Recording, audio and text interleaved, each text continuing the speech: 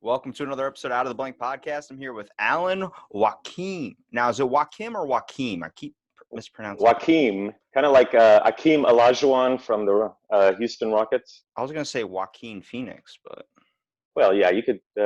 he's a But good actor, man. You got to give people the ones they know. hey, he would have been the perfect Indiana Jones. What is it? They had that TV show that was on the Young Indiana Jones Chronicles, and they used somebody else. But yeah, Joaquin Phoenix was great. Terrible ending though for him. Yeah. Him and Heath Ledger. I thought both of them were like great actors, and to see them both go the way they did. Well, for people listening, we've already done basically almost a 2-hour discussion on some serious topics that kind of lead into what his co-host Dustin Bass. They host a podcast together, The Sons of History. They talk all about these historical topics and things a lot of people don't really kind of pay attention to, which is kind of seems like it kind of could predict the future a little bit. But also you doing your lives as well, trying to educate people on some of the stories that we don't hear about in school. All right, I have my Tuesday night history live. It is a live broadcast. It ranges between 30 to 60 minutes, depending on what the topic is and how much information I have to convey. But it's on Facebook. It's on our Sons of History page. It's actually The Sons of History. If you go to The Sons of History, like us, and then at 10 o'clock Eastern, 9 o'clock Central, on every Tuesday night, I have a live broadcast. Now, sometimes I'm a few minutes late, so if it's 5 minutes after, forgive me. But I have my wife who comes in who has to help me set up, and she has to leave work early just to come and help me. So, well, like I mentioned before, my buddy Robert Dumont, who follows you guys, he really loves the conversation which you guys talk about too, a lot of the stuff. And I kind of want to dive right into the meat and potatoes, since we've already basically talked for 2 hours, and now we have to redo this because Zoom, I guess, didn't like our conversation. But I guess not. The whole factor is, where do you see society going, man? We went through all of this crazy stuff, and it seems like we're still not even a quarter of the way through it. Everyone's always talking about here's the second half of 2020, and it's honestly pretty scary what's already happened so far. I'm going to tell you that I'm not very optimistic, and the reason why is, there has been an effort for well over 50 years. You have to go back to the 60s when the baby boomers decided that they wanted to completely change the United States. And they began with, they did their protests. The protests worked temporarily, but after a few years, America went back to conservatism. But they got into academia, they got into movies, they got into TV shows.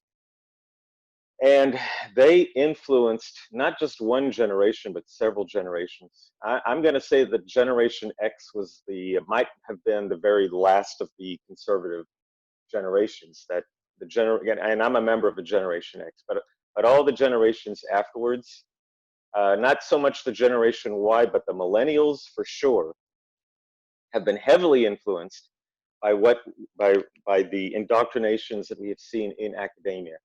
They don't understand a couple of things. When you blame, I'm going to give you an example. When you blame every single thing on the president, I understand that there are politics, but based on many of the discussions I'm having, they expect the president of the United States to run everything, okay? They don't understand the concept of federalism. They don't understand the Ninth and the 10th Amendments. The Bill of Rights, the Constitution was written as a muzzle on the federal government so that the states can run their own affairs. Now, that all changed after the Civil War with the 14th Amendment. I believe the word is called incorporate. Your listeners can look that up. But starting with the end with Reconstruction, everything started where the federal government had more and more power. But that's not what it was meant to be. Civics is not taught in school anymore. It used to be.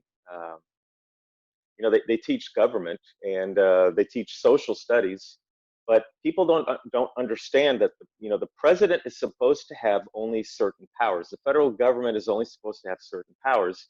And when you see people demanding that the president have some sort of a nationwide mandate for masks.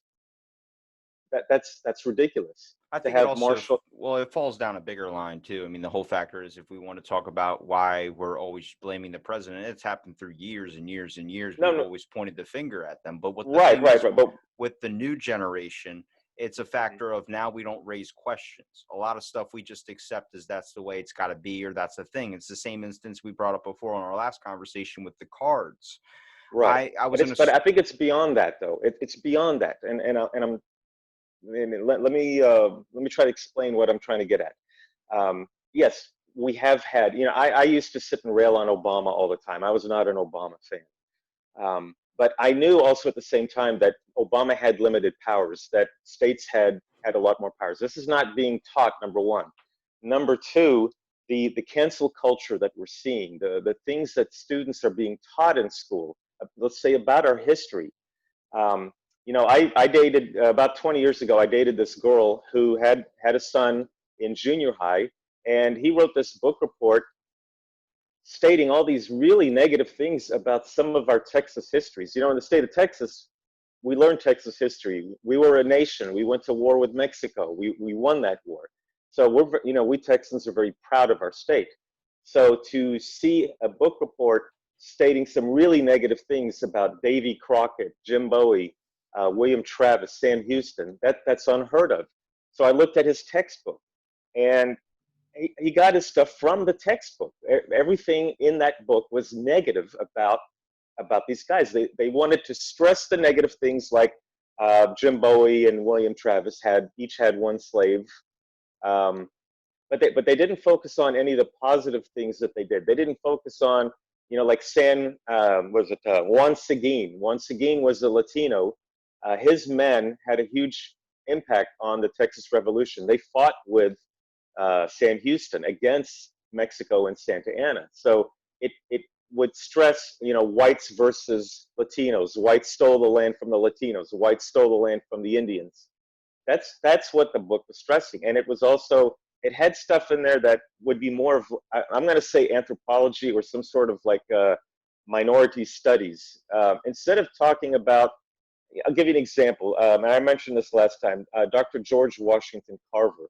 Instead of stressing how this black man created or made peanut butter possible, and instead of stressing what he did, and he happened to be a black American, now history is more of, well, here's so and so, the first black American to do blah blah blah. Here's the first black woman to do blah blah blah. Here's the first Latino woman blah. So you're creating kind of these identity politics. Communism used to be about the bourgeoisie versus the proletariat, the rich man versus the white man, the haves and the have-nots. Now, communism is being packaged through identity politics. Look at what the white man, or look what the colonists, or look what Western civilization did to the black people, the indigenous people, the Latinos, and it's being fed to the students, and it's been doing that. They've been doing that for quite some time. And if you look at movies, movies that are, say, pro-America or show America being great are actually being criticized. There was an actor he was in the movie about the Benghazi movie, The 13 Hours. He was criticized because he's doing too many manly movies. I mean, they're trying to emasculate our society. There's so much involved. this is I mean, we all want someone to blame, right? And I think that's what makes it easier is when you're able to put a face on it, or when you're able to Okay. put a thing on it, like a cancel culture, which is what's so popular nowadays. Everything needs to be canceled because it goes a certain way or defends a certain person. We got a little too sensitive over the thing. But when it comes to history, for instance, you know, we've always needed a face to blame, and it's so easy to toss out Trump. It's so easy. I'm not saying he's the best guy. I'm not saying that at all. I'm saying that, Yeah. he does some crazy stuff, but now that's just his character he wants to play as. But we always need a face to hate. We always need a thing. And what happens with the millennial generation is the factor of they're not saying no.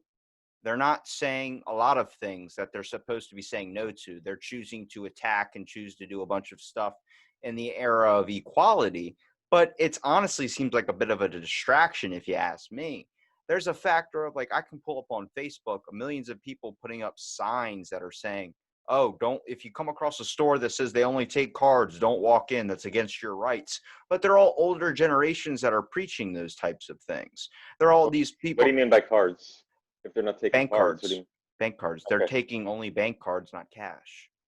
Okay. So that is your right to hold currency. That's your right to hold paper money. That's the, you know, and millennials like me, people that just have a bank card or have card, or people that use card all the time, it doesn't Uh-huh. bother us. We don't even question it. But, you know, I walk into Walmart, like, just for instance, before this podcast, and I'm sitting there and a sign says only with card. I'm sitting there like, why? Like, paper used to be the thing. Paper used to be what people would prefer. Now it's card. Now there's keeping an idea of them tracking you constantly. It's the reason why they're all making it card, because we're wearing masks so they can't see our identity. It's all these types of things. And you start preaching these types. That's an amazing mask. But you start preaching these types of things, people start to be like, oh, you're crazy. Well, how long until that crazy line gets moved? I mean, I think before we're talking about, what, we would go on the moon? That's crazy. Yeah. Okay, we've done that. It's not crazy anymore. I'm just saying there's things that label you as a conspiracy theorist. There's people that label you as anarchy. There's people that label you as this. Is it so, or is it just predicting what is more likely to come? Because honestly, if you handed me the reins and power, I would try and squash out anything that was going against me. Why would I sit there and let a little tiny voice get bigger and bigger and bigger? It doesn't make any sense. And that's just not me trying to be like, oh, I'm a political leader. It's on the factor of, Mhm. that's what people do. We Yeah. annihilate problems that we see as problems, but a lot of time it's not problems. A lot of times it's Mhm. just people that are confused. Same thing, like, we're, you know, back to the millennial generation. It's an era of kids that are trying to fix the mistakes that they've been told that their grandparents made, their parents made, the world's being destroyed. It's more having a Right. sense of empathy for the world. That's good. But not when you're listening to something that's telling you it's because of this, it's because of that. Make your own damn decision on what it is. If you Right. start Well, looking at, what's funny is that, yeah, they're being taught about what their grandparents or their parents did that was bad, but they don't talk about what was good. They don't talk about, like, if you look at the Revolutionary War, it wasn't a simple, okay, let's sign the Declaration of Independence. Washington crossed the river, the Delaware River, and it was over. They signed a piece of paper, blah blah blah. No, there was the war was from 75 to 83, 1775 to 1783.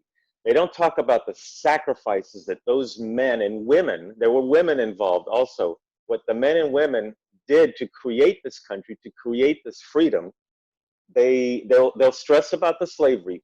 Look, I know we had this conversation before. I understand, slavery is an abomination. We all know that. But slavery also, the United States did not corner the market on slavery. The United States did not create slavery. Slavery has been an institution thousands of years. If you read Herodotus, the histories, they talk about slavery. I mean, you should see what the Persians did to cities, to the people of the cities that they captured. They turned, they would kill the men, turn the boys into eunuchs, and turn the females into slaves, sex slaves of some sort. You had Sparta. Sparta, the reason why all those men were able to train in fighting was because they had slaves. Egypt had slaves. Who built the pyramid? Slaves. It's just it. Unfortunately, it was an institution that had been going on for a very long time. I mean, look at Moses. He took the Jews out of, or I should say the Hebrews. That's what they were called. He took the Hebrews out of Egypt. They were all slaves. So they teach about slavery, but they won't teach about the men who died trying to free slaves. I mean, granted, the Civil War wasn't fought to free slaves. Um, you know, the South did want to keep slavery, but Lincoln didn't invade to free the slaves. He invaded the South to preserve the Union. But you had, I'm going to say, of the 600,000 who died in that war, I think about maybe 3, 4, I don't know how many exactly in the South died, but hundreds of thousands in the North died, and that was able to give the black people in this country freedom. World War I, World War II, what those guys did if you read about what the Marines did on the Pacific Islands, running into gunfire on Normandy Beach, running into gunfire, those guys didn't have a chance. They they gave freedom to three different continents, our men, and then we did not go and create colonies. The only time that you can say we created a colony from a country we conquered would have been the Spanish-American War in 1898. We turned the Philippines into our colony, but we gave we gave them their independence. We didn't. There was some fighting at the beginning, but we later on we gave them their independence freely. So the generations before us, they had their problems, but my God, they did some stuff that the generations of today would never do. They would not sacrifice. If here's, it's just not being taught. The sacrifices, they called it the home front, what the people in the United States did to prepare for the war. 16 million men and women went to war. They put on a uniform and went to war. That's not being stressed. What's being stressed is, look what we did to this group of people or that group of people. And it's being stressed and it's being overstressed. I'm hearing with the whole Black Lives, the BLM movement right now, it's one thing to remember history, but it's another to just be obsessed with it to the point where you get pissed off at your fellow man who happens to be white because maybe his ancestors did something to your ancestors and they're all long dead. But then you don't even know that because, my parents were immigrants from the Middle East.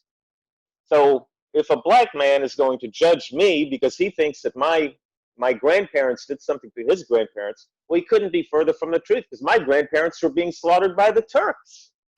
I think this act is the best way I could really explain it was when I was a kid, I used to look at the American flag and it used to be a thing we used to pledge to. It used to be a thing that standed as this thing. And then once I got older, it lost a lot of meaning. It lost a lot. It's not saying I hate America. Of course I don't. But I think the factor of what it has become. I mean, the flag to me in my mind is the one with the 13 stars on it. Only because it sensed, all these explorations, all these things that we started kind of coming across to make and discover, make an adventure. What it is now, not only on the factor of it being like, oh, we got more states, we got more people together. It's on the factor of it just doesn't hold its character like it used to in my eyes as a child. And I think that's because, man, it's hard when you start finding out a lot of stuff. And now, with this whole thing where we got our rights tested with pandemic situation and COVID, people don't know what to do. We're distressed. We don't have trust in and it was just like you're saying, back in the day in history, our ancestors, for instance, would stand up and fight for this flag. That wouldn't happen now for the reason of nobody can fucking trust it like they used to. Nobody could give it that thing. Nobody, if you ask a random kid on the street right now, we're at war, grab a gun, we need to defend our country. Why the fuck would I defend my country? My country sucks. Do you see what's this happening? It's constant brainwashing of showing your country as shit and eventually pinning you against your own force, pinning you against your own flag. And it's an issue that needs to be fixed. We're worried about all these things and all these, reparations and stuff. That's not bad. More power to you if you want to go after that. But at the same time, let's not let it ever happen again. We're doing it right now with the whole technology. We're just going right by the wayside. We're letting that enslave us right now. That's the whole thing. It's getting everybody, not just one race. And what's going on, obviously, when it comes to slavery, it's a heated topic. And honestly, all these voices, they do matter. Everybody matters.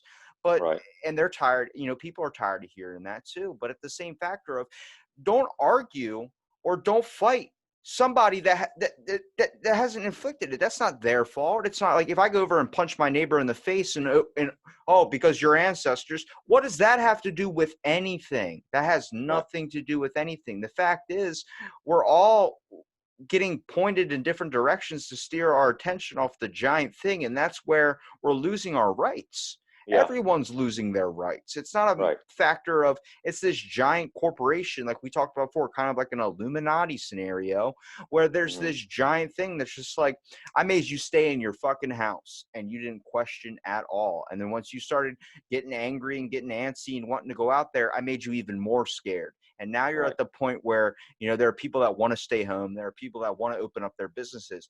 From the last time we talked, which is what, a couple days ago, I had gotten 4 Facebook posts tagged with me in it that said this business is closing down permanently. Stuff that has been here since I was a kid because they shut down and their whole thing's messed up. People are afraid.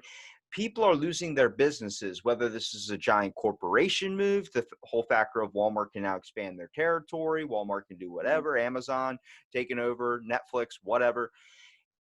It's really confusing, and I think this is the stuff that kind of needs to be focused on, is where our country is actually going, because right now we're at a pretty weak point where the movie Red Dawn could actually be a possibility. It's not seeming like, oh, that's just the thing. We could easily, with how distressed we are right now, be invaded by another country, be invaded by something. We're at our weakest point, it seems like, the ball keeps dropping, in my opinion. Yeah, I hear what you're saying, but it's going to be more subtle than that. It's Red Dawn is a great movie. I remember when the first one came out. I don't know which one you were referencing to, the '80s version or the one that came out a few years back. The newer But one, because I am a the, millennial. well, okay, well, I was I saw the one where you had um, well, they all became C. Thomas Howell and the guy from Dirty Dancing and Well, do I think Charlie there's Sheen. do I Yeah, think that there's one. But well, do I think there's going to be airplanes invading? No, but like you're saying, more subtle. I feel like China's just going to come over with a big check and be like, "Hey, we're going to start building companies here." Next thing you know, they're going to eventually, after maybe 20 something years, take over the whole entire country. well, here's how I think it's going to be. Okay, now a lot of people ask, how did Hitler convince the Germans to do the things that they did? Speeching, Hitler. Mhm. propaganda. Well, no. What Hitler did? Hitler recognized a problem, and Hitler used it to his advantage. The problem was the Versailles Treaty. The way the Versailles Treaty was written really screwed Germany bad. The Germans also recognized that the socialists, and this is what led to much of the anti-Semitism. There's always been anti-Semitism in Europe after the Roman Empire. After the Roman Empire destroyed Jerusalem in 70 AD, there has been consistent anti-Semitism in Europe ever since. But the anti-Semitism in Germany increased because many of the socialist movements that took place in Germany at the end of World War I and a few years afterwards were led by Jews. So Hitler used that to his advantage to anger, not so much because the Germans were already angered, but he harnessed that anger, and he was able to convince the people, what we're doing is for the greater good of Germany. These people, the Jews are the scapegoats, the communists are the scapegoats. We need to get rid of them. And people were like, yeah, yeah, yeah. Okay, now let's go to about 1982, 1983. I read this book by Hal Lindsey called The Late Great Planet Earth. And then I read some of his other books. And, it talks about what happens in Revelations, where, it says that people will take a chip or something. There'll be a mark of the beast on the hand or on the forehead. And I'm sitting going, why would anyone want to have some kind of an intrusion like that? Well, people have been conditioned to realize, hey, maybe that's the solution to many of the problems that we have. For instance, crime has gone up right now. Crime, there's always been crime, but I was mugged one time, and ever since then, I stopped carrying cash because I had cash in my wallet, which they took. So I use a bank card now for quite a lot of my transactions. But with like if you're going to look at it from a logical, reasonable way as to why someone would want a chip on their hand or on their forehead, which, by the way, I did see on the Today Show. I don't. If you get a chance, go to YouTube, and the Today Show they interviewed these people in a company where they implanted a chip, I think on their hand, and then they were able to go to like a vending machine, flash their hand, and it would say, like this bag of chips is say 50 cents to $1. Okay, well, it took it out of your bank account, or it might have went into a credit card, which then you pay for later on. There's no bag of chips in the world, not even Funyuns, that will make me put a chip into my arm. Well, they did. I mean, they showed them. They injected them. This is not. Look, I'm not one of these crazy conspiracy Well, I theories. believe you. It was Yeah, in but it movies was a on the long Today time Show. ago. Yeah. So, but I was always sitting saying, a lot of people would sit and say, why would anyone want to do that? Well, when you condition people to think, what the logical thing to do is to put a chip, because now, we put chips in dogs so that if a dog gets lost, okay, read the chip. The chip says this dog belongs to such and such person. Okay, if you put a chip in a child, well, that's why if a child gets kidnapped, okay, well, maybe if a child is found, I don't know if the first step is not that the chip transmits a signal so you can find them, like maybe your phone, but that the chip can be read, and you'll say, oh, this is such and such person. His parents are such and such people. That could be the first stage. The second stage could be where it does flash out and sends out a signal so that if you need to be spotted or if you need to be found, you can be found.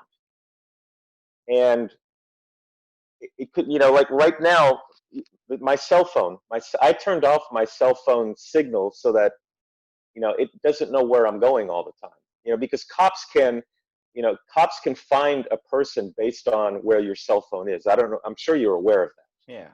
They can locate you. Okay. Well, then they can do the same thing to your forehead or to your hand. So if you can condition people, it's like this mask. I hate wearing this mask. The only reason why I wear it is because if I need to go into a grocery store and I need to buy groceries, I will wear it only because there's a sign that says you can't enter without a mask. Okay, I'll wear the mask, but as soon as I'm outside, I take the damn thing off. And if our jackass county judge is going to sit and tell me I have to wear it wherever if I'm walking outside, no. Houston is a hot city in the summertime. I'm not going to wear this mask. I will defy them. Yeah, it The was only reason, 98 degrees here today, and I was at work, and I was wearing yeah, my mask, but I wear the doctor's mask, not one of those nice ones that you got, a custom one. Mine, I'm sweating all inside of it, and I'm breathing it yeah. right back in. I'm like, oh, well, this isn't fun at all. No. So, I will respect a private business. There's the no shoes, no shirt, no service. Okay, you have to respect that. Well, if they're going to say no mask, no service, okay, I have to respect that, and I'll put it on. I'll grab what I need, and then I will leave. Now I'm not even frequenting stores. I'm buying all my stuff online. So companies are going to, the economy is going to make an adjustment where if you can't go to a store to get what you want because the store closed down, there's going to be a different store like Amazon that's going to take up the slack. And so the money that I was going to spend at a local brick and mortar place, now I'm going to be spending it in a online store. Could a family business, for instance, could they decide that they don't require masks, even if it's against their state? Considering it's their store, it's like a reason why you don't have to wear a mask in your own home. If you own the business, why would you require it if you don't want it? I live in Harris County in Texas, which is where Houston is. We have a Democratic socialist for a county judge. She has made it a mandate where if you walk into businesses, you have to wear a mask. Now, if I owned the business, I would tell people, yeah, you can walk in with a mask, but you can take it off. I wouldn't enforce it. This is where I have a problem. I have a problem where government mandates things. I have a problem where the government mandates seatbelts, or where the government says you have to wear a helmet when you're riding a motorcycle. It's got to be personal choice. Now, if you want to not wear a seatbelt, or if you don't want to wear a helmet and you fuck yourself up, that's your fault. That's not my fault, and I shouldn't have to pay for it, mind you. Well, it should be the same thing with the mask situation. If Exactly. you care It should be about the getting COVID so much, then don't go outside, or don't, wear a mask then. But right, if you right. don't And care if you get it or not, then don't wear one. But this goes to an important thing, which I'm starting to think it's becoming a real thing. And it's with China and their social status thing that they do, where everybody's a little snitch telling on everybody, telling the yes, government so they get tax breaks and all this stuff. That's what it's turning into. You know how many people I come across on a daily basis where now it's not Democrat or Republican, it's mask or no mask. And the yeah, factor of now everybody's willing to, oh, they're not wearing a mask. Even I can do it at times. I'm sitting there, I'm like, you're supposed to have a mask on. Like, I mean, in my head, I'm thinking that, but I'm like, why? Why is this a thing now? And it's like, I don't wear a mask when I'm in my car or something. And then people get laughed at when they're wearing a mask in their car. You don't know if that person's fucking Ubering. You don't know if they're about to get right back out, but it's all a judging thing again. And yeah, yeah. now, when's it going to be to the point where instead of judging what that person's shoes, or if they're wearing Jordans or something, when are we going to start judging if, oh, their mask is what? It's not Gucci. It's not what? It's like, Mhm.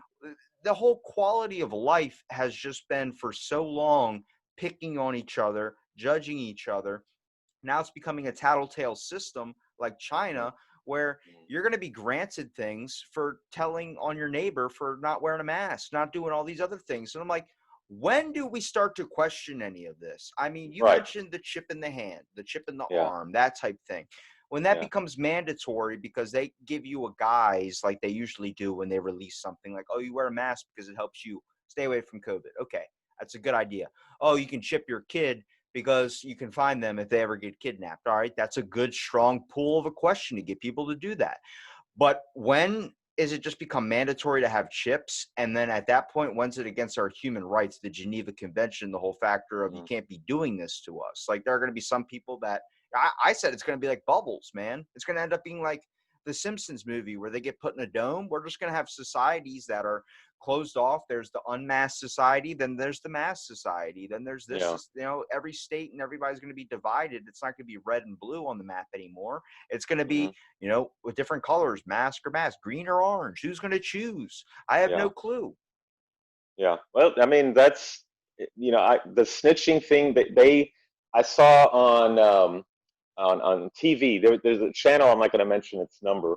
One of the TV stations stated that Lena Hidalgo, her name is Lena Hidalgo. She's the Democrat socialist. She's like 26, 27, no more than 28. That's how old she is. She was elected simply, she beat a incumbent who has years of experience, and he was considered a very good county judge. She beat him simply and only because of straight line, straight ticket voting. So the Democrats turned Harris County into a completely blue state.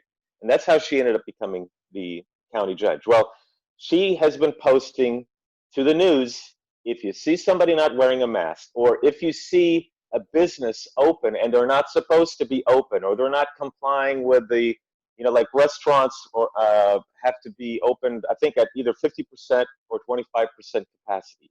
If you see them open and they have more than they're supposed to, here's a phone number. You call us or go to this website, and we'll come out and we'll investigate and punish if they find any violations. A lot of people bombarded those websites with you know memes. I think that's what you call them, photos, websites, just to clog up the whole website, and the website did crash. And it was good to see people fighting back. But now it's been a couple of months, and they're getting calls. They're getting leads on people who are not wearing masks, or businesses that are not complying the way they're supposed to.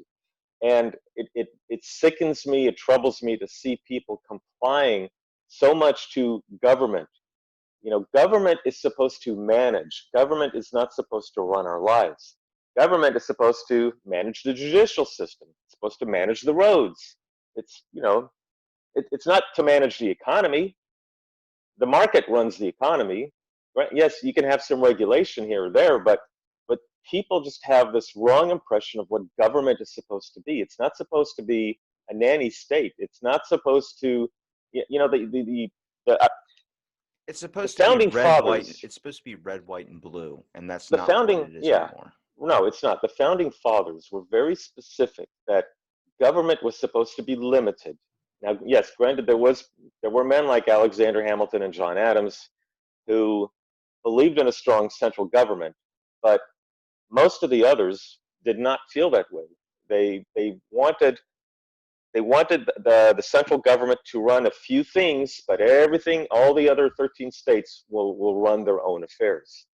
So they knew the importance of limited government. And I might also add that the founding fathers also said that our system has to be based on laws, not on man. John Adams was very aware that George Washington, there was this cult of personality with George Washington. And this is why, although he nominated him to be the commander in chief of the Continental Army, he later regretted the fact that people were worshiping George Washington. And what he was afraid of was that he would become another Oliver Cromwell, where after he, defeated the enemy, he would then take over. Okay, I'm now in charge. I'm going to be the new Caesar.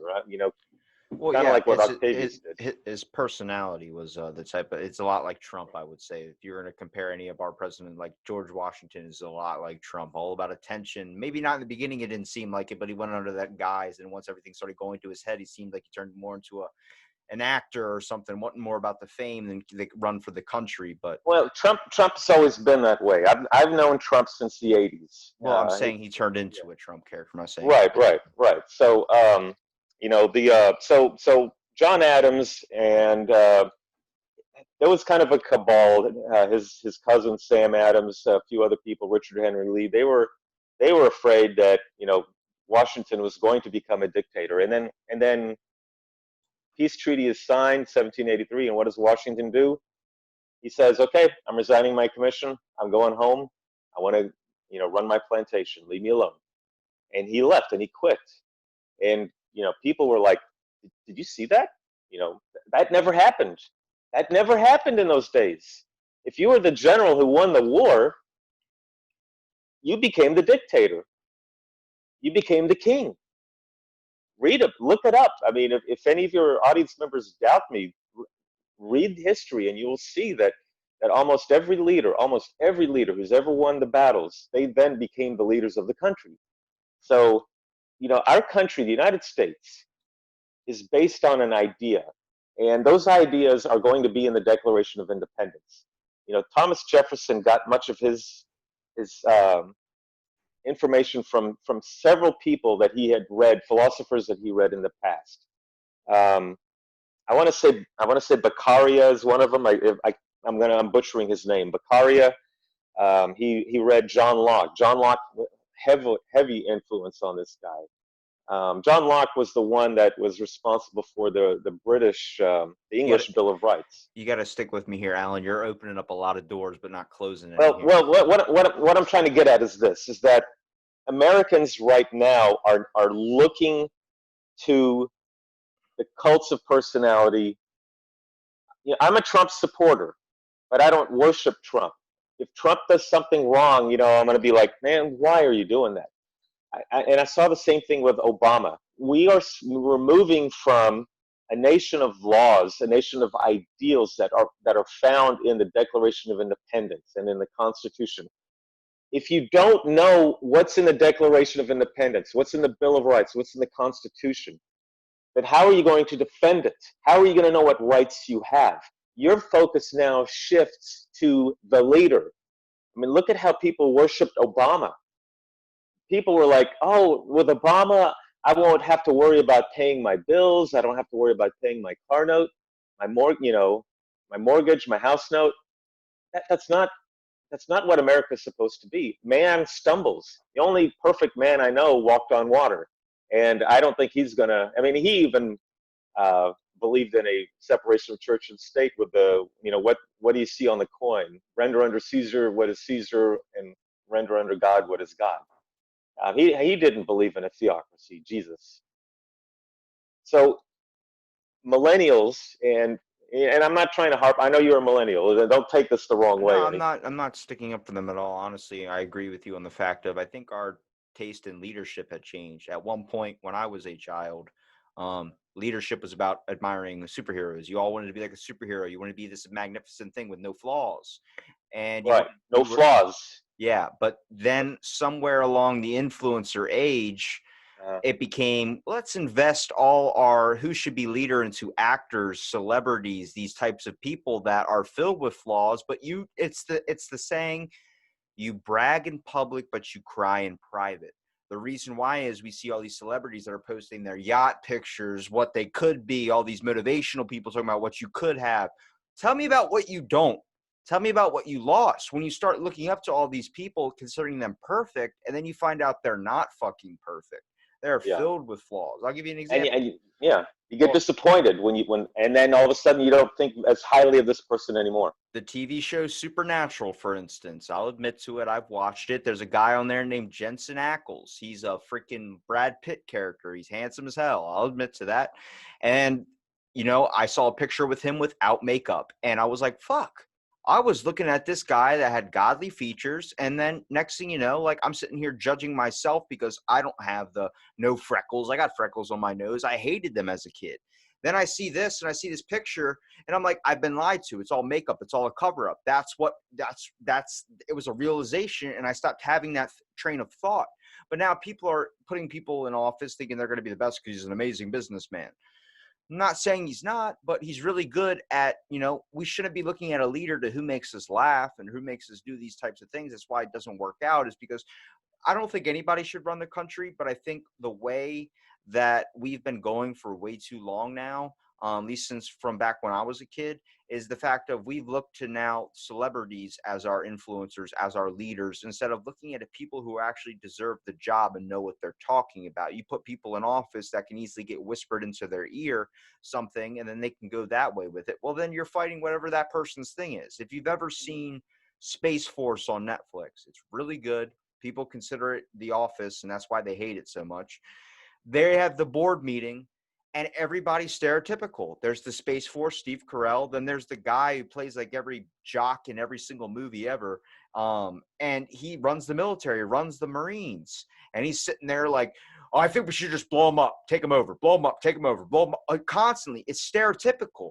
And you put someone like that, or you put a famous person in office, then you have those types of people whispering into their ears. Next thing you know, you're going every which way. One day you could decide to invade somewhere, then you could decide to raise the economy up. I have no fucking clue.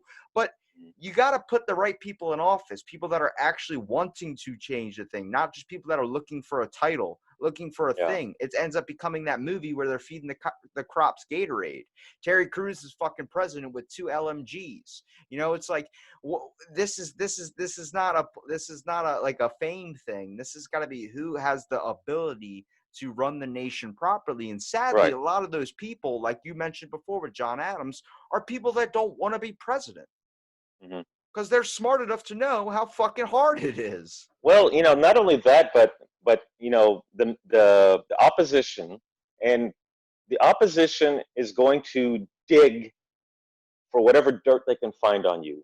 The media, if I'm a believer that 95% of the mainstream media, they're card-carrying Democrats, and they're now to the point of being socialists themselves. They will dig anything they can find to ruin the lives of anyone who is going to challenge the socialist, liberal, left-wing philosophy. This is, again, why you have to stress that we can't be a nation of men. We have to be a nation of laws and ideas. So that if you have a flawed candidate, the first flawed candidate, okay, I remember I was around when Richard Nixon, I remember when Richard Nixon resigned. But I wasn't old enough throughout most of his presidency to say, to worship the guy or anything like that. I just knew, okay, Richard Nixon is the president. And then he resigns. And I didn't think much of it. Later on, as I grew up, I did notice that, that the first flawed president that I saw was Bill Clinton. Bill Clinton, I didn't agree with much of his philosophy, but he was a pretty decent president. He really was. He managed things pretty well. I didn't vote for him. Anybody that admits to a blowjob is a man I trust. Well, Anybody who can get a girl to give him a blowjob for 18 months and not have to return the favor, he's doing something right. Yeah, it's fucking. I trust him. I see pictures of him all the time, or he's just like looking at people. I'm like, all right, Yeah. he's good. He doesn't Yeah. care anymore. Yeah. I mean, I didn't, Bill Clinton was the reason why I joined the NRA to fight him, because I'm a big gun rights advocate. But his first year as a president, I joined the NRA because of him. And I didn't like him as president. Now, if I saw him, hey, grab a beer. Let's have a beer. Let's sit and chat. So, here's the problem: is that Obama made a speech. I think when was it, in 04 or 06? I think it was in 2004. Don't quote me on that. Obama makes a speech, and I think it was at the DNC convention, and everyone's like, "Oh, who is this guy?" And the guy knew how to read out of a teleprompter, and all of a sudden they're all like wooing and eyeing about this guy. A few years later on, I see one of the Castro brothers out of Texas. He does a very good speech, and I see on Facebook all these people was like, he needs to run for president. And I'm like, why? Because he gave a great speech? I was like, Fidel Castro and Adolf Hitler gave great speeches. I said, the reason why we don't have good leaders and good managers running for president is because they have flaws and they don't want it aired out throughout the whole world. So they're not going to run. I'll tell you this. Here's another reason why. A president, if he has a That, kink of being choked with a belt, if that's his kink of being choked with a belt to get off, I will accept him if he's fit for the job. I wish they would see that more. Like, oh, I can't run because I have dirty laundry and it's going to be exposed by my other political candidate. Honestly, I just want to see someone walk up to the podium and be like, what do you guys got for me? Somebody asks a question and then they give an honest answer. Like, I don't know. I honestly don't know. I'm going to try my best. I have no clue what's going to happen, but everything is danced around and seems like it's written out. Yeah. Somebody asks a question. It's like, well, there's a lot going on more than that. And then all this and that and this and that. It's like, just be honest. Yeah. Well, a good leader is going to, what's that word where delegate authority. Not only delegate authority, but also, if he sees a problem, fix it. Okay. There was a class I took. I graduated from Texas A&M. There's a class I took. It was the best class I took in all 4 years of college. Strategic management. Strategic management is, if there's a problem, fix it. Like right now with the whole COVID thing, there's this bureaucracy of some sort so that certain drugs cannot be released without this, and happening. Right now, like President Trump is saying, skip all this part, get it out, get the testing, and then let's get this out. Let's not wait the full 18 months it takes to get something out. That's what I like about him. I don't like, like if I had a daughter, I would not want to date him. I would not want my daughter dating him. No way in hell. But as a leader, he reminds me, and I'm not here to push Trump. I'm trying to talk about what I see in a leader. Well, yeah, he cuts a lot of the government bullshit out too. Yeah, cut the government bullshit out and get the shit done. George Patton was one of the best generals we've ever had. Was he the best? I can't say. I'm not a military expert. But George Patton had a mouth. George Patton said some shit that pissed people off. George Patton slapped 2 soldiers for cowardice. Franklin Roosevelt and Dwight Eisenhower knew that he was a hot potato, but they also knew he was a damn good general who got shit done. The Germans knew that Patton was their best general. So sometimes you need a Patton to run things. You may not like Patton. You might think Patton's a disgusting man. But if Patton can get shit done, then that's the guy who's going to be, that's the person who has to lead. Remember, we are not a nation of men. We are a nation of laws. We are a nation of ideals. Now, another thing about the laws, I'm going to go off on a little tangent here, is, the federal government is so bloated that they're creating law after law after law. Why why can't the Congress, instead of creating all these new laws all the time that nobody, anything on an average day, I hear you're probably violating at least one federal law every single day. And so people are being arrested for shit that they're like, I didn't know that was a federal law. Well, ignorance of the law, is Under no Section excuse. 32BC of Right. NRW, page 9426. Yeah. So instead of creating new laws, maybe Congress and the Senate needs to tweak things a bit, maybe manage things a bit, and leave it alone. Don't create any more new laws. Get off our asses. Government is supposed to be like electricity. By the You want to, people, for the people. yeah, That's what it's exactly. supposed to be. But now Yeah, it's all about. That's why, like, I can agree with the whole Trump thing was that he does cut a lot of the government bullshit out. Mostly like, oh, I can do this and do that, and they're like, no, you can't do that. He's like, well, why not? If I'm president, that means it's kind of highlighting the fact of maybe you don't have full control. But he's like, no, I can be able to do this. I'm the leader of the country. I can do this. That makes sense. Where I can agree with that. But the yeah, whole factor is our government is now trying to become this perfect system and perfect perfection because everybody's trying to get their side across. Everyone that's involved is trying to get, I want to push this though, but okay, yeah, well, we can't do that because this is going to do, I want to get this done. How are we going to do this? Well, if you agree to my bill, we can have this bill passed. It's like, yeah, hold yeah. on a second. When is it you're trying to make a perfect system, but the template for the perfect system is so flawed. Is Uh, people are flawed. The thing is, we're not all able to be able to control it under one rule. We barely get along with some of the major laws when it comes to speed limit, and even people break those at times. But I think people always talk about, I think the Constitution, it should have amendments. It should have all this thing. It was a good starting point. It was. I don't think it should be amended. I think that the shit we added on top of it lost the basics of where we're supposed to be going. Like if we had a direction to go, instead of going the right way, which is, let's say, if you're going to go right, instead of going to where you actually want to go, we decided to go left. And then eventually we kept going left. And now we're following the rules of the left. I'm not saying political views, right wing, left wing. No, I'm saying you've been modeling yourself off the wrong. And now you're at this point where it seems like now you're just taking away people's rights. It's like, mm, give it back.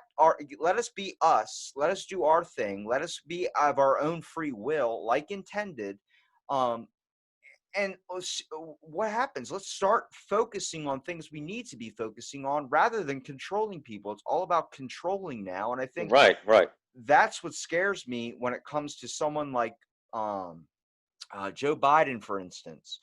If he becomes into office, I know that's going to be scary. I'm not saying he's a bad guy. I'm just saying the whole factor of he doesn't seem like he's in the right condition right now, whether that's political or views, whatever, and shown to Hmm. us. But the whole factor of he could be easily manipulated. And I Yeah. think when you keep putting easily manipulated people into office, Hmm. eventually it's not going to be them, the person you voted for, who's running it. It's going to be somebody talking in their ear. And Yeah. at one point, is there going to be someone that fights against that? And the factor is, I don't think that is ever going to come, because if we go back to when our first recording that we did that got lost with the Illuminati situation, if Hmm. you become president and you're fighting true and you're telling government no, how long until something bigger that you didn't know was there approaches and says, if you don't do what I'm asking you to do, I'm going to hurt everyone you've ever loved? You'll immediately do Well, that. the John Roberts, when John Roberts allowed Obamacare to, it became a 5-4 decision. Normally, Anthony Kennedy is the guy that will vote with the liberals. He was nominated by Ronald Reagan. I remember when he was nominated. A guy named Bork was supposed to be um, the Supreme Court justice, but Robert Bork. Now they use the term he was borked. There was a second guy, and then he was, I think, the third choice. So Anthony Kennedy comes in, and he's the guy. He's the man to determine whether a law becomes the law of the land or if it's going to be rejected. Well, in this case, John Roberts was the one who voted with the liberals and decided to make Obamacare legal. There were whispers about the fact that there was something that the government learned about John Roberts. Now, this is something J. Edgar Hoover was known for doing. that maybe John Roberts. Apparently, there was a story about how he adopted his kids. That he adopted his kids illegally, and and then that Snowden guy. Snowden confirmed that the government was listening to every single thing that we're doing. And I mean, we discussed Snowden last time, but Snowden did confirm that the government listens to everything that we do. So I'm sitting thinking, okay, they had something on John Roberts because he's supposed to be a conservative, and here he is, and he goes and he votes that Obamacare can be looked at as a tax. Therefore, it's legal. It's not unconstitutional.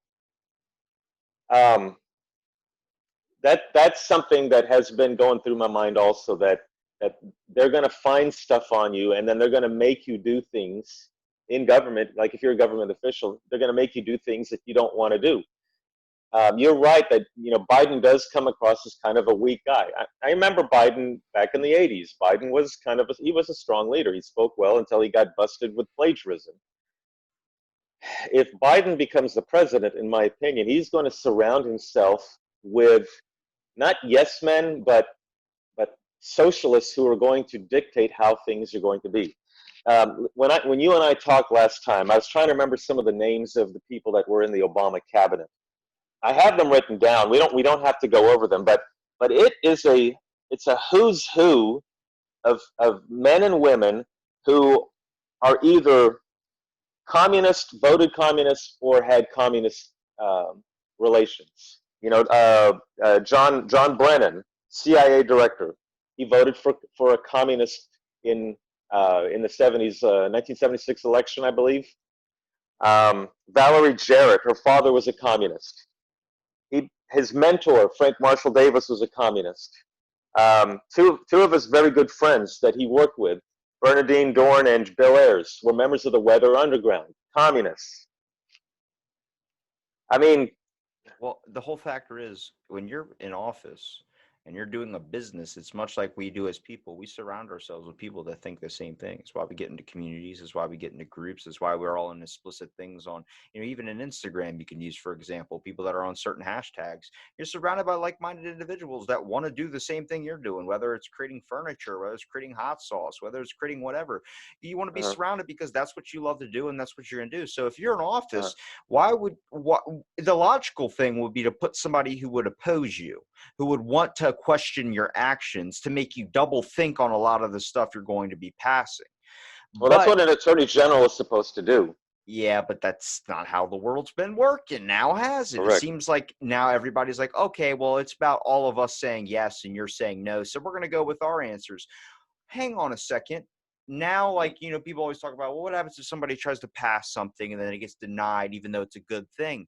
That does happen too. But the whole factor is you got a bunch of people that are usually thinking on the same barrier, thinking on the same thing, which is just like having a fan club. It's just like, I'm going to say that, hey guys, I think, farting's illegal. Okay, well, I agree. I don't like the smell of it either. It's like, get somebody in there and be like, well, some people can't help it. Some people can't control it. Some people, you need to have that voice in there. You need to have multiple of those voices. You need to have an even distributed amount, and it hasn't been distributed evenly. Sadly, everything that gets supported now, I mean, it's like we said, Biden he might support himself with a whole fan club. Next thing you know, wait, we can't just have giant statues of Diggum the Frog everywhere. That's not going to happen, Biden. He could pass something like that. The thing is, where are we looking at? What's society going to come to? The initial first question. Where do you predict this happening? Do you think this is just going to be anarchy and people are just going to try and fight back? Or do you think people are going to do their spaz out, fall out of this peg out of place, and then come back to the fact of, let's go back to a system because we like the routine. We like all these types of things. And I think this is the prime time to start putting the people in power back to where it initially was supposed to kind of start. Have the regulations, obviously, but don't lose the aspect of what it means to be, a person. Don't lose the rights. Well, we have shifted away from the original intent of our Constitution, of our country. If you try, I am a firm believer of we need to decentralize. We need to weaken the central government. The central government is supposed to be It's supposed to run a few things: interstate commerce, what do you call it? Treaties, national defense. If we can revert back and then give most of the powers back to the states, I think that that will diffuse much of the country. Right now, we have a system. Here's an example. Now, you told me where you lived. The people I don't know if you tell people which state you live in. Ocean City, State, baby. huh? Ocean City, Maryland, baby. Okay, okay, all right. Now you live in Maryland. Now the people of Maryland think differently than the people of Texas. Yeah. I live in Texas.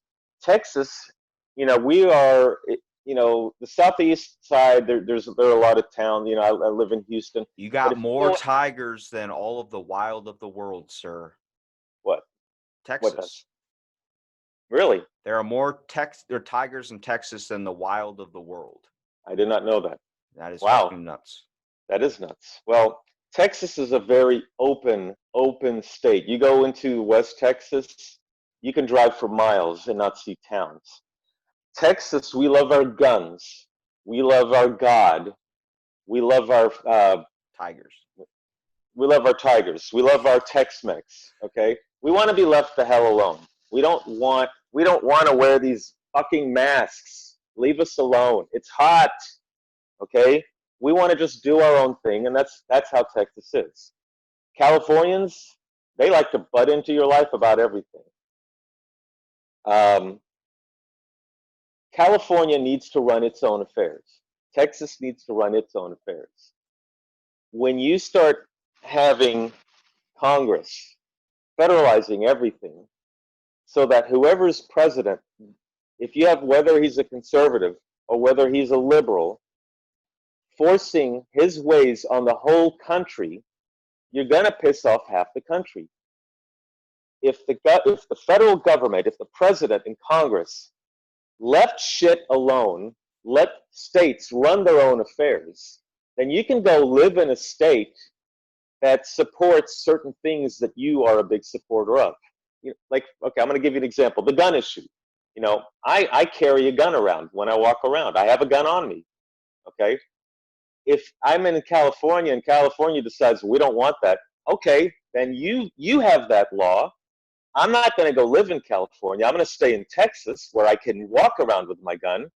But don't go tell Washington, D.C. to create a federalized law that affects all 50 states that says you cannot carry a gun on you. Does that make sense? Yeah. Spanking kids. Okay, Texas, I don't know if Texas still has corporal punishment, but most Texans believe in corporal punishment.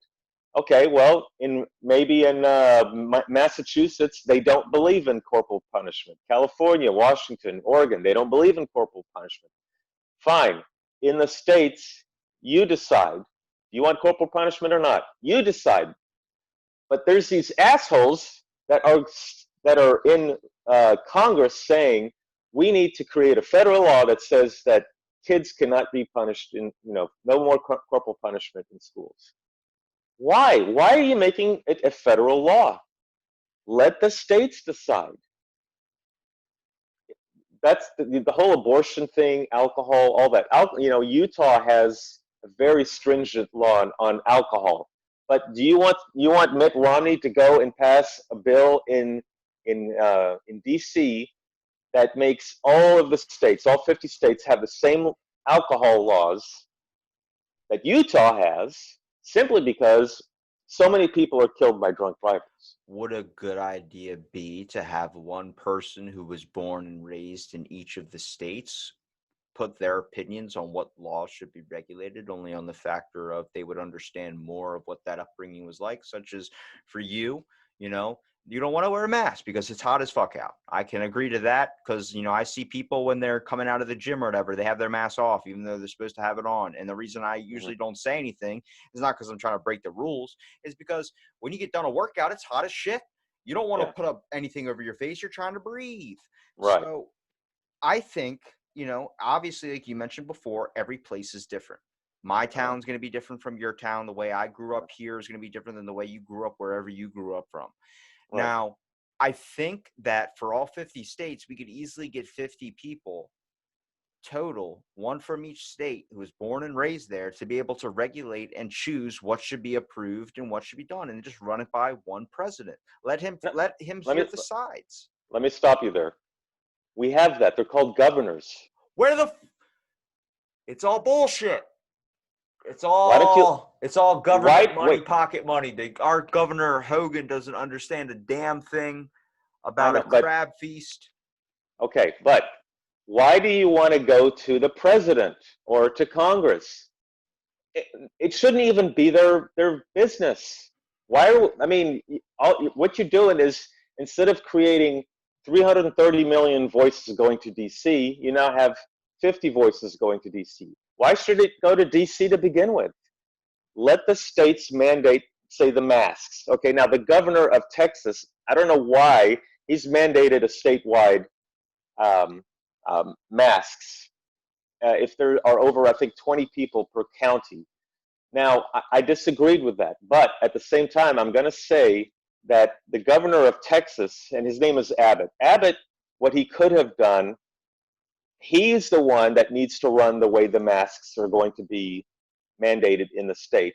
And he can sit and look at each individual county and say, okay, Harris County, where Houston is, okay, there, if you're going to be an asshole and mandate masks, okay, we'll stick with Houston. But out in like Pecos County, where there's maybe like 10 people in the entire county, one per square mile or whatever, then no, you don't need to mandate a mask. But a governor is going to know that more than Congress or the president. Does that make sense? Yes. Okay. And it needs to be every single law. Not every single law, but most laws. Get rid of all these federal regulations, all these federal laws. I'll hear people saying that they want animal abuse to be a federal offense. Why? Let it be states. States can manage their own affairs. The same reason why some states have an exotic pet list and some do not. I can't own a Yeah. tiger in Maryland, but in Texas you can. Okay, there you go. So why does it have to be federal? Why? It's not what it was supposed to be. Because it's the same reason why you wrap your presents on Christmas. When you say the word federal, it seems legit. Just like when you're picking up a prescription drug. Instead of taking a herbal supplement, when you get that prescription, it just means a lot more because the way our mindset is, where that pill or that giant long-ass name is way better than some type of herbal thing that you can't pronounce. It's Okay. way easier to do that. When you label something as federal, it has more impact, to me at least, when you say that over state. State is like, oh, that's secondary. Federal's first, but they both tax me the same fucking amount. I know, but that's not what it was supposed to be. Benjamin Franklin introduced a plan of union in Albany in 1754, where there would be kind of a central government. You had one, because back then, each colony was like 13 different countries. Benjamin Franklin says, why don't we have, it'd be called like a government. Alan's always calling you. Someone calling me. The other delegates all rejected it because they didn't like the idea that they were going to lose their autonomy. And the same thing happened, after the Declaration of Independence, we ran through the Articles of Confederation. We were a confederation of states, 13 different states, after we declared our independence. Most of the delegates at the Second Continental Congress did not want a strong central government. They didn't want to have change a dictator 3,000 miles away in London to a dictator in Philadelphia. So they made sure that the central government was weak. Now, after events like Shays' Rebellion, they realized, okay, maybe, they went to Philadelphia, they had a convention there in 1787. Let's strengthen the Articles of Confederation a little bit more. Maybe we'll have a taxing authority because we can't have another Shays' Rebellion. Well, what they ended up with was the Constitution. They created a constitution. We became a federal republic. We went from a confederation of states to a federal republic. But in it, like George Mason and oh God, what's his name? James Madison. Those guys made sure made sure that the federal government was not this overwhelming power, that it was more of like a like a weak homeowners association. I run my own affairs in my condominium. The homeowners association takes care of the grounds, and that's it. And they make sure that your windows are compliant. But that the homeowners association and the federal government were that's what the federal government was supposed to be. Now the federal government runs my condominium. They're now telling me how I should, when I can or turn off the AC or the TV or the lights. Hey, you know what? You've had the AC down to 77. You need to move it up to 78. That's what the federal government has become. So when an input has became a control. Correct. The homeowners association is supposed to take care of the lawn. It's supposed to take care of the gate. It's supposed to take care of the outside bricks, the roof. That's what the homeowners association does. They're not supposed to tell me when I can or cannot watch TV, how long I can, how my radio, you've had your fan is on the highest power. You can't do that. You need to. That's what the federal government has become, where the homeowners association now tells me how to run my life. That's not what it was meant to be. We have to go back to the way the homeowners association is right now. That's what we need to do. If we don't, I can tell you right now, we're going to have a civil war. Spain went through the same thing in the 1930s. It was a kingdom. It became a republic in 1931. Each person who was elected in office would tell all the Spaniards, and all the Spaniards were different. They were like a confederation of countries themselves. The Spaniards didn't.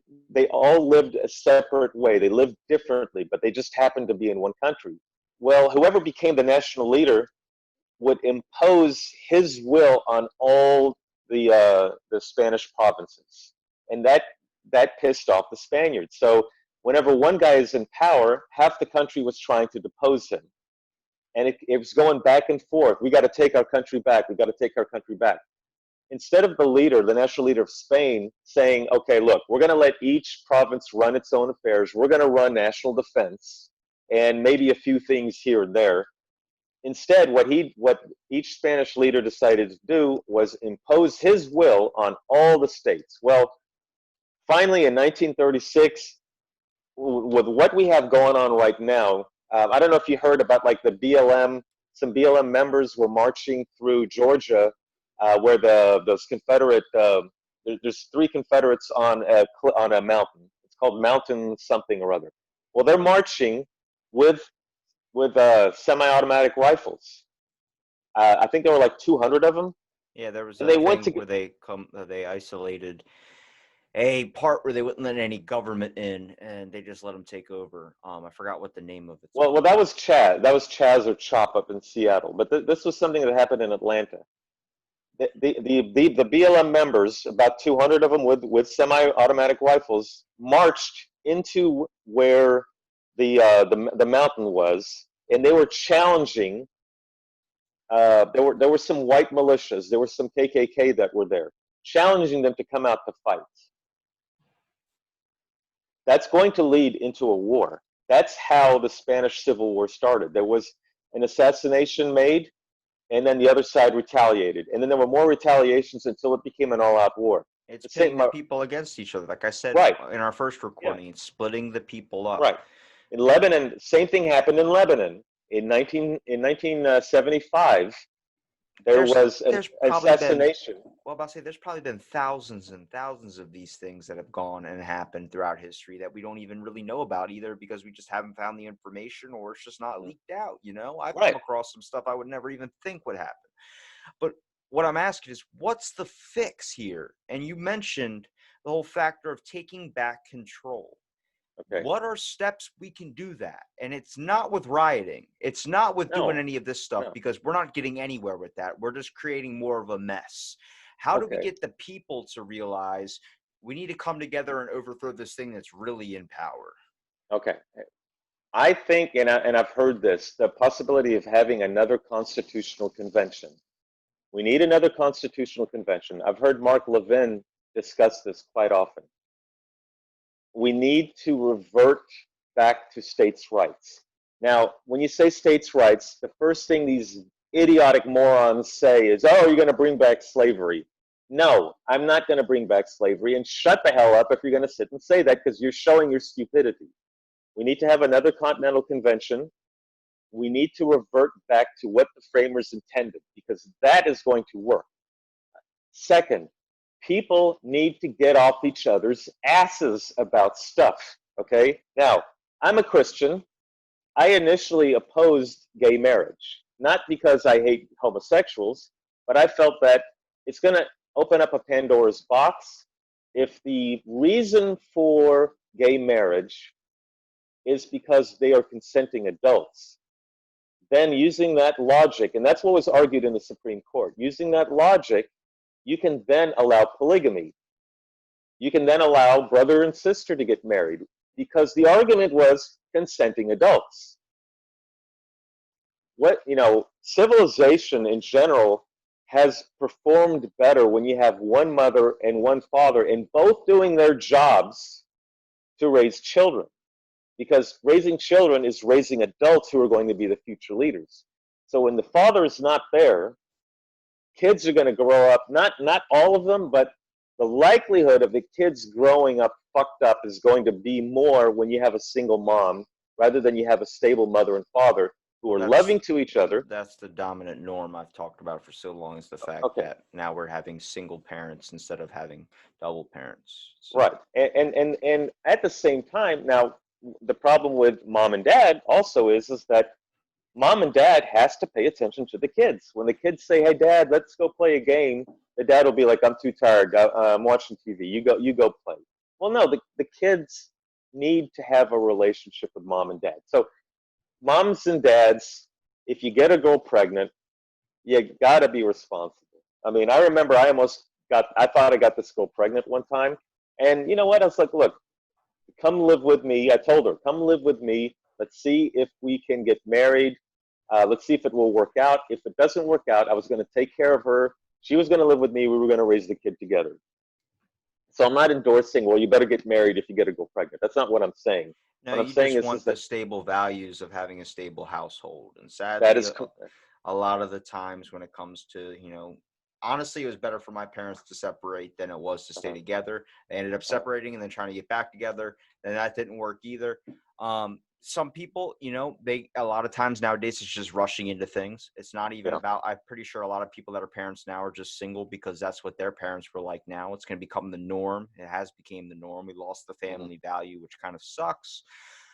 But when we talk about values here, and values change from state to state depending where you're from, when we look at, and I'm with you on the rewrite of the Constitution type thing, like a whole new one, I think that we had a basic idea of things, not bringing back slavery, like you're saying, not doing any of that. That's not what that means. It's more of bringing back those values, the things that meant something that we lived so long for, Right. bringing those back into today's time. Because honestly, we've forgotten of even where to go. Somebody points us in a direction and we just start running without even asking why we're doing it.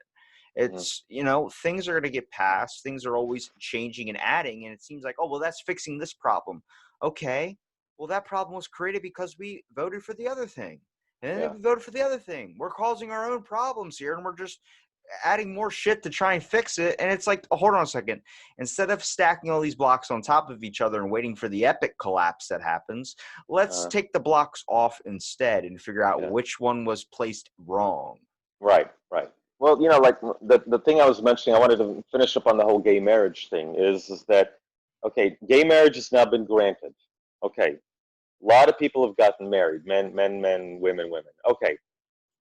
It's their right now. You can't take that away. So I would be against saying no gay marriage. Okay, so that we've already passed that. Okay, there are other things.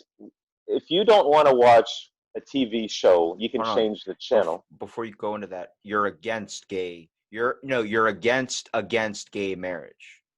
I didn't think gay marriage was a smart thing because civilization, when you change the definition of a family, that causes problems. Yes. I was a I and it, again I have a lot of Were is what you're saying though. right word now I am against taking away people's rights or their liberties. So now that they have gay marriage, I would be against outlawing gay marriage. Okay, I just want to Okay. make sure that's Yeah. clear so when somebody's listening, they know that they don't get anything misconfused because I was a little Yeah. bit. Yeah. Yeah.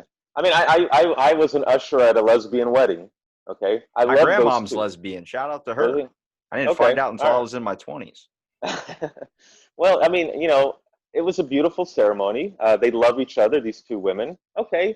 I'm not going to go and tell them, well, it's wrong. I'm going to impose my will on you. It's wrong, blah, blah, blah. I have two other guy friends. They have Christmas parties every year. Okay. They're in love with each other. They've been together for 20 some years. Leave them the hell alone. Why is it my business? Jefferson, it was either Jefferson or Adams who said, if a man, I think it was Jefferson, if a man worships 200 gods or doesn't worship any god at all, what does that have to do with me? So what's next, other than the Continental, other than having another constitutional convention, people have to change their attitudes in terms of minding their own business, get off people's ass. If I want to have a semi-automatic rifle that fires, that has, if I want to have 200 30-round magazines, that's my business.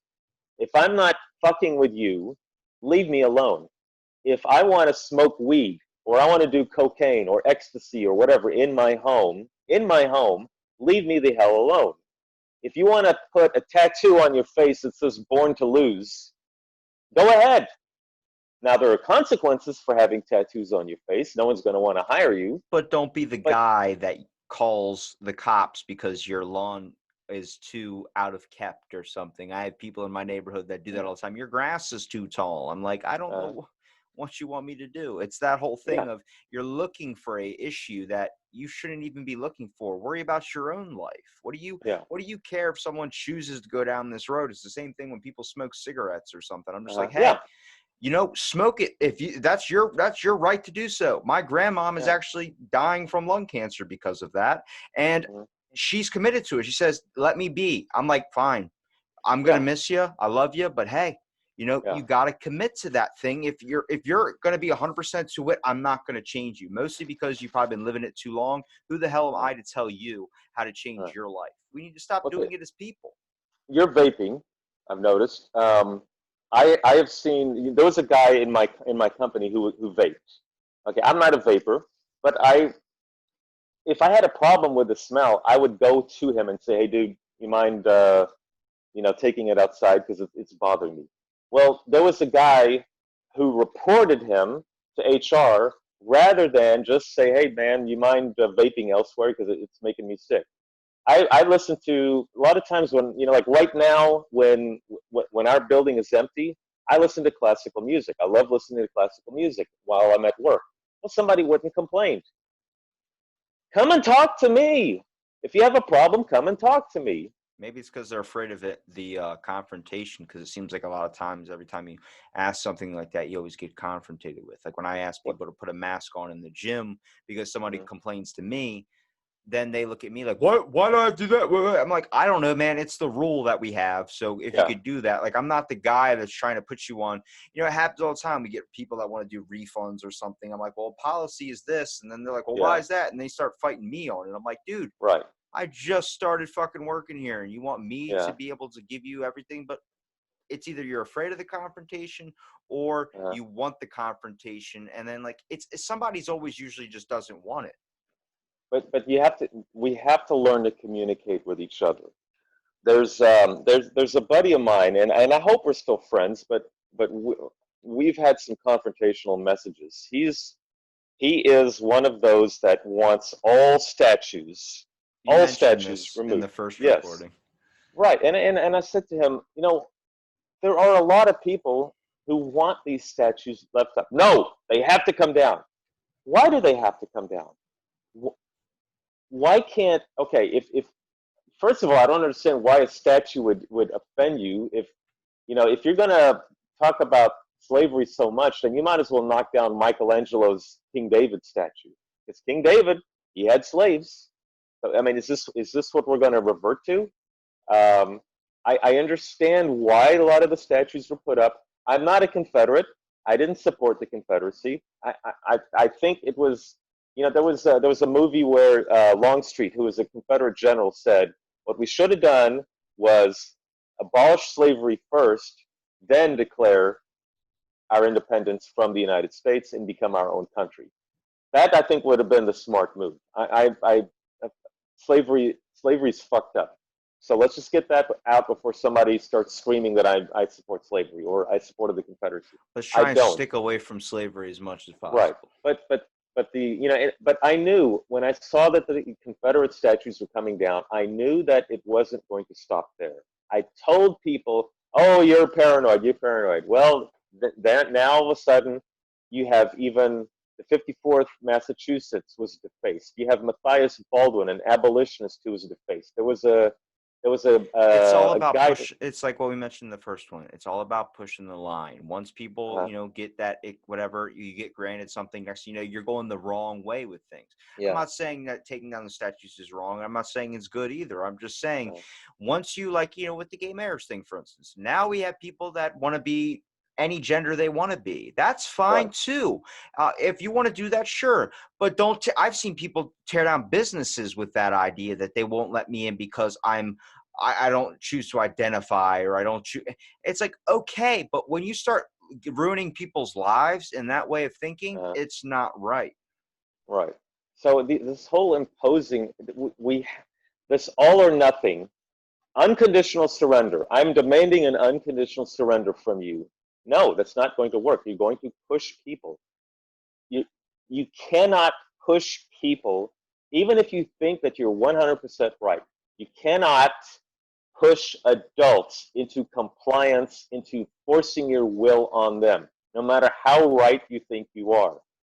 You have to compromise with people. The Confederate statues, what I have told people is that instead of tearing them down, why don't you, I think this would be pretty cool. Why don't you have one statue of the Confederate on his horse and have another statue of a Union general on the other, and then you can tell the story of how Beauregard fought whoever it was who's defeated in the battle against Beauregard, or you have Meade versus Lee.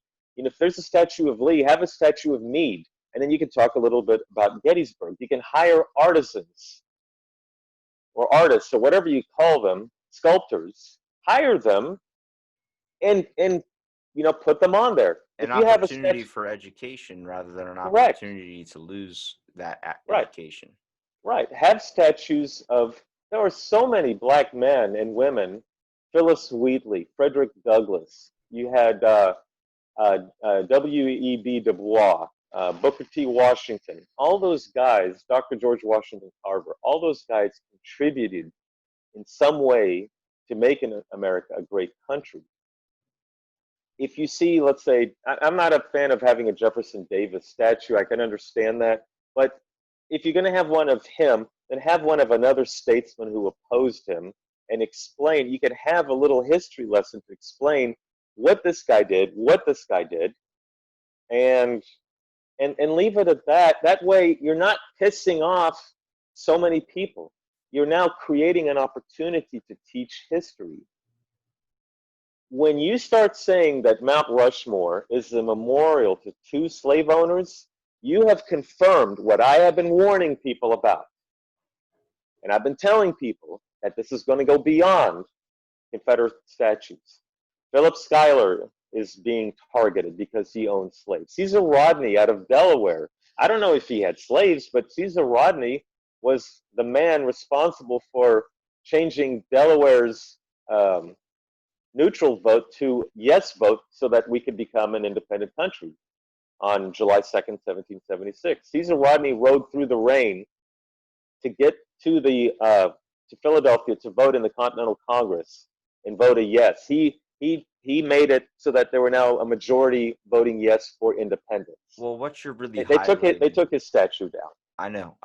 You're like I said, the doorway thing. We're opening them and then we're not shutting them. What the overall thing is, when it comes to education, we do need to be more educated, especially on stuff and topics like this. Which is why when I had Dustin on, and after talking with him, I wanted to get you on, was the factor of you guys are doing something that is very, very important.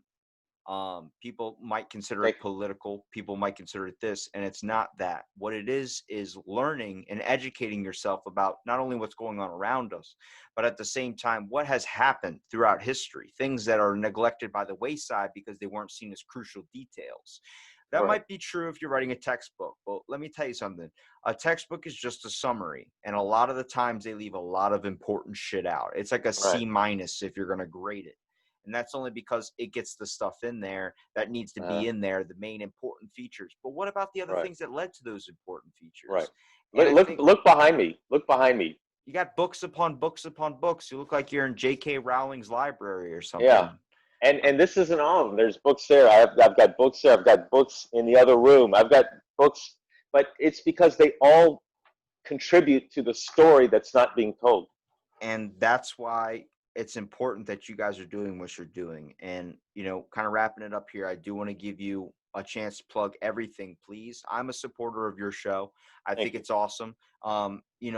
People that are listening, this is our second time recording this, and I appreciate Alan for coming on and doing the podcast again, even though he didn't have to, especially. My pleasure. But I'm going to plan a future episode, and I'm saying it now so it's written in stone. You and Dustin both at the same time in a podcast, we can get down to even more crucial things, because me and you, we've gone 2 hours, almost 2 hours twice now. So I'm pretty sure if we get Dustin in here, we can get a really good one together and get some more things clarified. And like I said, Alan, I appreciate you for coming back on, man. My pleasure. It's an honor. It really is. If you want to learn more about what Dustin and I do, first we're both contributing writers. I do history editorials on the Epoch Times. I haven't done that in a while. I need to get back into that. Epoch, EPOCH, the Epoch Times. You'll find history articles. I'm a history writer for them. We are the Sons of History. We've been around for a couple of years. We have our own website, www.thesonsofhistory.com. We are on Facebook, YouTube, Instagram, Twitter. I do a show. We have our podcast. You can find us on any major podcast platform. Just go to The Sons of History. Our podcasts come out every Monday morning around 6 a.m. Central, 7 a.m. Eastern. On Facebook, if you go to our Facebook page, The Sons of History. Now, we have the Sons of History, we have the Sons of History group, but you go to the Sons of History. Like us, and on Tuesday nights, 10 Eastern, 9 Central, or I might be a few minutes late, but I host Tuesday Night History Live. It's a live broadcast. It usually lasts 30 to 60 minutes, depending on the subject. And I'll bring up, like last Tuesday, I brought up the Battle of Saratoga. Why was it important? A lot of people don't know how significant the Saratoga campaign was. It was probably the most significant campaign in the Revolutionary War. But a lot of people don't know that because they're not taught that. So Tuesday night History Live. Dustin on Thursday on Instagram. If you go to the Sons of History on Instagram, you can watch his video. It's called Thursday Night Live Chats, or Thursday Night Chat Live, or something like that. But it's on Thursday night, same time, 10 Eastern, 9 Central. So, we try to, we want to be able to get out information as much as we can.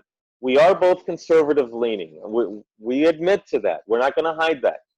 But we are defending the United States. We are defending Western civilization. We believe very strongly in both the United States and Western civilization. We want unity. We are not white supremacists. We are not white as best. It's nothing of the sort. We believe that anybody can contribute to the betterment of Western civilization, the betterment of the United States. And if you do that, I mean, anybody, any immigrant, you can be gay, straight, white, black, brown, yellow, I don't care, red, from any country, Jewish, Muslim, atheist, Christian, whoever, contribute to the greatness of America, contribute to the greatness of Western civilization.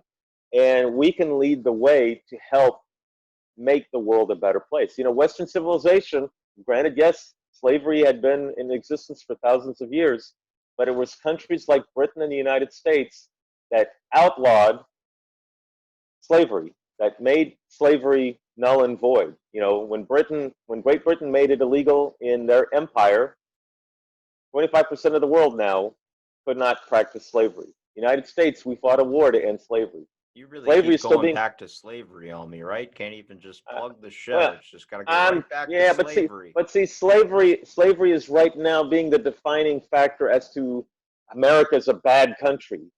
You know, look at Colin Kaepernick's his tweet as to why he won't celebrate the 4th of July. Oh, don't do this. There's going to be people listening. Like, hold on, now I, you got to go for another hour.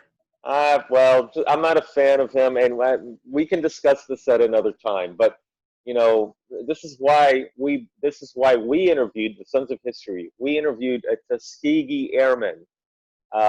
He was Charles McGee. He just became a general. He was introduced at the State of the Union address. President Trump introduced him to the joint Congress and said, "This is Charles McGee. He was a Tuskegee Airman." We interviewed him. We interviewed a guy named John McCaskill. He's with the Frederick Douglass Museum. Black people helped create this country, made it a great country. A lot of immigrants and a lot of white people who had been here, their family had been here for 400 years. So America is a great country. It's a great country. Western civilization, it's great. We are apologists for them and we defend them. And we want to teach history at the same time, not propaganda, but teach what is not being taught. And I'll make sure I link everything in the description to make sure we can be able to find you, do your own live videos, and also Dustin's and both of you guys together doing your podcast as well. And thank you for listening to this episode of Out of the Blank, and stay tuned because I am definitely getting both of these guys on at the same time to see how this vibe goes.